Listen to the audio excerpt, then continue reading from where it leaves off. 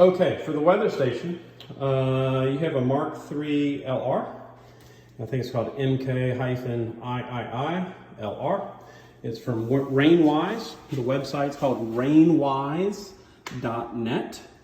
And you can also take the information from this weather station and put it on an app called Wunderground. You would go to Wunderground, W-U-N-D-E-R,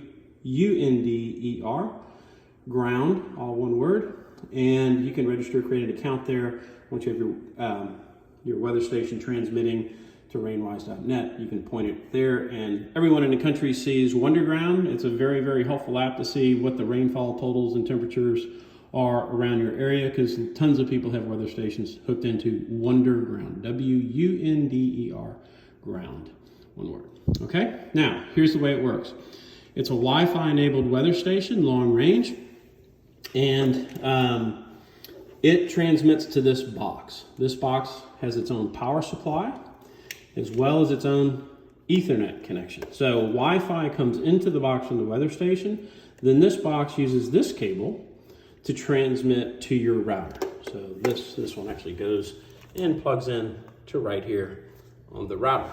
Now, you can plug it to any inbound port on your router, or any port on your router, you'll be fine. Now, the only little hitch with this is that if you lose power, when everything turns back on, this and the router need to be resynced. And the way you do that is you just unplug the power right here. See no lights, and then you just wait a little bit, plug it back in, and everything's good. Here we go. All right. And this is, you'll have indicators on the front showing you what's working, the radio and then the Ethernet, and then it'll go through and blink status, and you'll see in the instruction book for this how this works. But real quick, we'll run outside to the weather station. Again, this is long range. You can place this weather station anywhere you want. There's a lot of great debate about where you put weather stations, all that sort of stuff, and it's very scientific to the scientific people.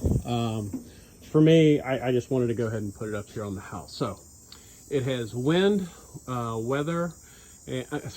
wind, temperature, rain.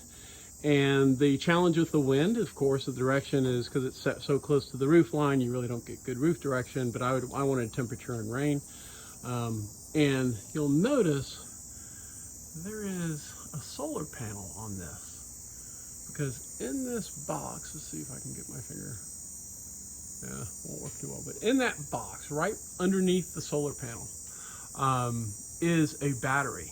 And so if this ever stops working, the very first thing to do is to go check that battery.